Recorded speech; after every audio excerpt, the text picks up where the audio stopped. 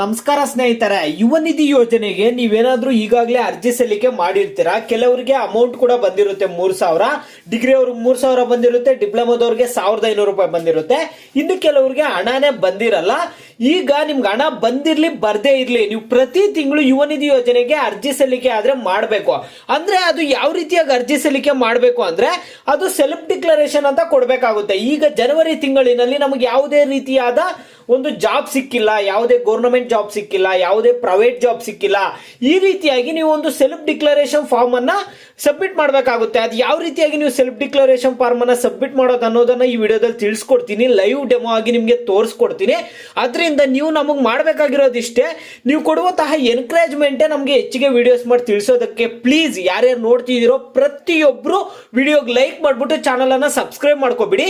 ಯಾಕಂದ್ರೆ ನಾನು ನಿಮಗೆ ಎಲ್ಲಾ ಅಪ್ಡೇಟ್ಸ್ ಇಲ್ಲಿ ಲೈವ್ ಡೆಮೋ ಆಗಿ ತೋರಿಸ್ತಿದ್ದೀನಿ. ನೀವು ಯಾವ ರೀತಿಯಾಗಿ ಅಪ್ಡೇಟ್ಸ್ ಪಡ್ಕೋಬೇಕು, ಯಾವ ರೀತಿಯಾಗಿ ನಿಮ್ಮ ಖಾತೆಗೆ ಹಣವನ್ನ ತಗೋಬೇಕು ಅಂತ ನಮ್ಮ ಎಲ್ಲ ಒಂದು ಎಫರ್ಟ್ಸ್ಗೆ ನೀವು ಕೊಡಬೇಕಾಗಿರುವಂತದ್ದು ಇಷ್ಟೇ. ಎಲ್ಲರ ಚಾನಲ್ಗೆ ಸಬ್ಸ್ಕ್ರೈಬ್ ಮಾಡ್ಕೊಂಡು ವಿಡಿಯೋಗೆ ಒಂದು ಲೈಕ್ ಆದ್ರೆ ಕೊಡಿ, ಮತ್ತೆ ವಿಡಿಯೋ ಕೊನೆವರೆಗೂ ನೋಡಿ, ನಿಮ್ಗೆ ಅರ್ಥ ಆಗೋದಕ್ಕೆ ಹೇಳ್ತಿದ್ದೀನಿ. ಓಕೆನಾ? ನೋಡಿ, ಮೊದಲನೇದಾಗಿ ನೀವು ಯಾವುದೋ ಒಂದು ಬ್ರೌಸರ್ ಆದ್ರೆ ಓಪನ್ ಮಾಡ್ಕೊಳ್ಳಿ. ಬ್ರೌಸರ್ ಓಪನ್ ಮಾಡ್ಕೊಬಿಟ್ಟು ಸೇವಾ ಸಿಂಧು ಸರ್ವಿಸ್ ಪ್ಲಸ್ ಅಂತ ಟೈಪ್ ಮಾಡಿ ಇಲ್ಲಿ. ಓಕೆನಾ? ಸೇವಾ ಸಿಂಧು ಸರ್ವಿಸ್ ಪ್ಲಸ್ ಅಂತ ಇಲ್ಲಿ ನಾನು ಟೈಪ್ ಮಾಡ್ತಿದ್ದೀನಲ್ಲ, ಇದೇ ರೀತಿಯಾಗಿ ನೀವು ಕೂಡ ಸೇವಾ ಸಿಂಧು ಸರ್ವಿಸ್ ಪ್ಲಸ್ ಅಂತ ಟೈಪ್ ಮಾಡಿಬಿಟ್ಟು ಸರ್ಚ್ ಕೊಡಿ. ಸರ್ಚ್ ಕೊಟ್ಬಿಟ್ಟು ಇಲ್ಲಿ ನಿಮಗೆ ಸೇವಾ ಸಿಂಧು ಸ್ಟಾರ್ಟಿಂಗ್ ಅಲ್ಲೇ ಕಾಣುತ್ತಲ್ಲ, ಅದ್ರ ಮೇಲೆ ಕ್ಲಿಕ್ ಮಾಡಿ. ಓಕೆನಾ? ಈ ರೀತಿಯಾಗಿ ಕ್ಲಿಕ್ ಮಾಡಿದ್ಮೇಲೆ ನೋಡಿ, ಇಲ್ಲಿ ನೀವು ಲಾಗಿನ್ ಆಗಬೇಕಾಗುತ್ತೆ. ಲಾಸ್ಟ್ ಟೈಮ್ ಎಲ್ಲ ಲಾಗಿನ್ ಆಗಿರ್ತೀರಲ್ಲ, ಅದೇ ರೀತಿ ಇಲ್ಲಿ ನಿಮ್ಮ ಒಂದು ಮೊಬೈಲ್ ನಂಬರ್ ಕೊಡಿ. ಇಲ್ಲಿ ಗೆಟ್ OTP ಕೊಟ್ಟಿದ ತಕ್ಷಣ ನಿಮ್ಮ ಒಂದು ಮೊಬೈಲ್ ನಂಬರ್ಗೆ ಒಂದು OTP ಆದ್ರೆ ಬರುತ್ತೆ. ಇಲ್ಲಿ ಕ್ಯಾಪ್ಚಾ ಇರುತ್ತೆ. ಈ ಒಂದು ಕ್ಯಾಪ್ಚಾ ಅನ್ನ ಟೈಪ್ ಮಾಡ್ಕೊಳ್ಳಿ. ಇಲ್ಲಿ 889162 ಅನ್ನುವಂತಹ ಒಂದು ಕ್ಯಾಪ್ಚಾ ಏನು ಕಾಣಿಸ್ತಿದೆ, ಈ ಒಂದು ಕ್ಯಾಪ್ಚಾ ಅನ್ನ ಇಲ್ಲಿ ಟೈಪ್ ಮಾಡಿಬಿಟ್ಟು ಸಬ್ಮಿಟ್ ಕೊಡಿ. ಲಾಗಿನ್ ಆಗುತ್ತೆ. ನಾನು ಇದೆಲ್ಲ ನಿಮಗೆ ಹೈಡ್ ಮಾಡ್ತಿದ್ದೀನಿ, ತೋರಿಸ್ತಿಲ್ಲ ಮೊಬೈಲ್ ನಂಬರ್ ಎಲ್ಲ. ಯಾಕಂದ್ರೆ ಲಾಸ್ಟ್ ಟೈಮು ವಿದ್ಯಾರ್ಥಿದು ಮೊಬೈಲ್ ನಂಬರ್ ತೋರಿಸ್ಬಿಟ್ಟು ಪಾಪ ಸಾಕಷ್ಟು ಜನ ಕಾಲ್ ಮಾಡ್ತಿದ್ರಂತೆ, ಅವ್ರಿಗೆ ತೊಂದರೆ ಆಗ್ತಿತ್ತಂತೆ. ಅದ್ರಾಗ ನಾನು ಇದೆಲ್ಲ ಹೈಡ್ ಮಾಡ್ತಿದ್ದೀನಿ, ನಿಮಗೆ ತೋರಿಸ್ತಿಲ್ಲ.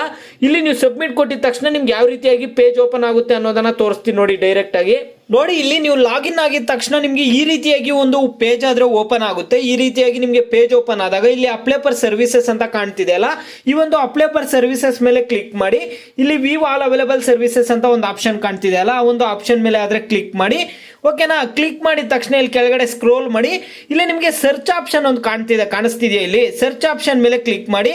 ಇಲ್ಲಿ ನೀವೇನ್ ಮಾಡ್ಬೇಕಾಗುತ್ತೆ ಅಂದ್ರೆ ಯುವ ನಿಧಿ ಅಂತ ಟೈಪ್ ಮಾಡಿ. ಓಕೆನಾ? ಯುವ ನಿಧಿ ಅಂತ ಟೈಪ್ ಮಾಡಿದ ತಕ್ಷಣ ನಿಮ್ಗೆ ಇಲ್ಲಿ 2 ಆಪ್ಷನ್ ತೋರಿಸ್ತಿರುತ್ತೆ.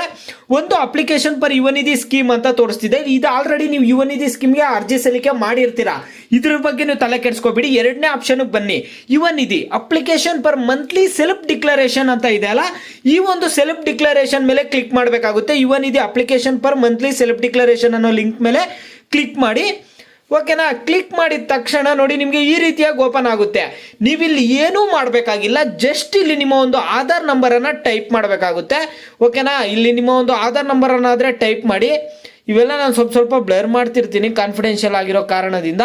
ಇಲ್ಲಿ ನೀವು ಒಂದು ಆಧಾರ್ ನಂಬರ್ ಅನ್ನ ಏನ್ ಮಾಡ್ಬೇಕಾಗುತ್ತೆ ಅಂದ್ರೆ ಇಲ್ಲಿ ಆಧಾರ್ ನಂಬರ್ ಅನ್ನ ಟೈಪ್ ಮಾಡಿಬಿಟ್ಟು ಇಲ್ಲಿ ನೇಮ್ ಆಸ್ ಪರ್ ಆಧಾರ್ ಅಂತ ಕಾಣ್ತಿದೆಯಲ್ಲ, ಒಂದು ಬಾಕ್ಸ್ ಮೇಲೆ ಕ್ಲಿಕ್ ಮಾಡಿ. ಆಟೋಮೆಟಿಕ್ ಆಗಿ ಫಿಲ್ ಆಗುತ್ತೆ. ನೋಡಿ, ಇಲ್ಲಿ ತೋರಿಸ್ತೀನಿ ನಾನೀಗ. ನೋಡಿ, ಈ ರೀತಿಯಾಗಿ ಆಧಾರ್ ನಂಬರ್ ಅನ್ನ ನೀವು ಟೈಪ್ ಮಾಡಿಬಿಟ್ಟು ಇಲ್ಲಿ ನೇಮ್ ಆಸ್ ಪರ್ ಆಧಾರ್ ಅಂತ ಒಂದು ಬಾಕ್ಸ್ ಕಾಣಿಸ್ತಿದೆ ಅಲ್ಲ, ಒಂದು ಬಾಕ್ಸ್ ಮೇಲೆ ಕ್ಲಿಕ್ ಮಾಡಿ ಸಾಕು.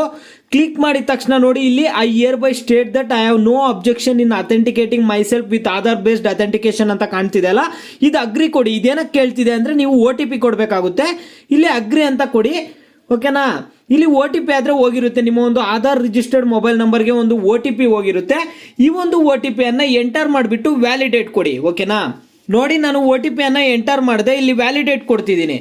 ಓಕೆನಾ? ವ್ಯಾಲಿಡೇಟ್ ಕೊಟ್ಟಿದ ತಕ್ಷಣ ಇಲ್ಲಿ ಏನಾಗ್ತಿದೆ ಅಂದ್ರೆ ನನ್ನ ಒಂದು ಹೆಸರು ಕೂಡ ಆಟೋಮೆಟಿಕ್ ಆಗಿ ಬಂದಿದೆ, ನನ್ನ ಒಂದು ಯುವ ನಿಧಿ ರಿಜಿಸ್ಟ್ರೇಷನ್ ಅಪ್ಲಿಕೇಶನ್ ರೆಫರೆನ್ಸ್ ನಂಬರ್ ಕೂಡ ಬಂದಿದೆ, ಮತ್ತೆ ನನ್ನ ಒಂದು ರಿಜಿಸ್ಟ್ರೇಷನ್ ನಂಬರ್ ಏನಿದೆ ಅದು ಕೂಡ ಆಟೋಮೆಟಿಕ್ ಆಗಿ ತೋರಿಸ್ತಿದೆ, ಮತ್ತೆ ಸೆಲ್ಫ್ ಡಿಕ್ಲರೇಷನ್ ಮಂತ್ ಕೂಡ ಅದು ತೋರಿಸ್ತಿದೆ. ಸೆಲ್ಫ್ ಡಿಕ್ಲರೇಷನ್ ಮಂತ್ ಬಂದ್ಬಿಟ್ಟು ಜನವರಿಯಲ್ಲಿ ನನಗೆ ಯಾವುದೇ ರೀತಿಯಾದ ಉದ್ಯೋಗ ಸಿಕ್ಕಿಲ್ಲ ಅನ್ನುವುದಕ್ಕೆ ಇದೊಂದು ಪ್ರೂಫ್ ಆಗಿರುತ್ತೆ.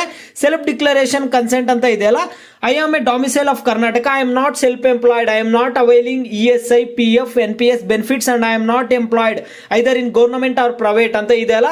ಇದು ಏನಂದ್ರೆ ನೀವು ಯಾವುದೇ ರೀತಿಯಾಗಿ ಜಾಬ್ಗೆ ಜಾಯಿನ್ ಆಗಿಲ್ಲ, ಯಾವುದೇ ಗೌರ್ಮೆಂಟ್ ಆಗಲಿ ಪ್ರೈವೇಟ್ ಆಗಲಿ ಮತ್ತೆ ಸೆಲ್ಫ್ ಎಂಪ್ಲಾಯ್ಡ್ ಆಗಿಲ್ಲ ಅನ್ನೋದಕ್ಕೆ ಮತ್ತೆ the information provided in the application as per Yuvanidhi guidelines is true ಅಂತ ಇದೆಲ್ಲ ಎಸ್ ಅಂತ ಕೊಡಿ. ಓಕೆನಾ, ನಿಮಗೆ ಜನವರಿಯಲ್ಲಿ ಯಾವುದೇ ಜಾಬ್ ಸಿಕ್ಕಿಲ್ಲ ಅಂದ್ರೆ ಈ ರೀತಿಯಾಗಿ ಸೆಲ್ಫ್ ಡಿಕ್ಲರೇಷನ್ ಅನ್ನ ನೀವು ಕೊಟ್ರೇನೆ ನಿಮಗೆ ನೆಕ್ಸ್ಟ್ ಮಂತ್ ಅಮೌಂಟ್ ಆದ್ರೆ ಬರೋದು. ಓಕೆನಾ, ಇಲ್ಲಿ ಕ್ಯಾಪ್ಚಾ ಏನು ಕೊಟ್ಟಿದ್ದಾರೆ, ಈ ಒಂದು ಕ್ಯಾಪ್ಚಾ ಅನ್ನಾದ್ರೆ ಎಂಟರ್ ಮಾಡಬೇಕಾಗುತ್ತೆ.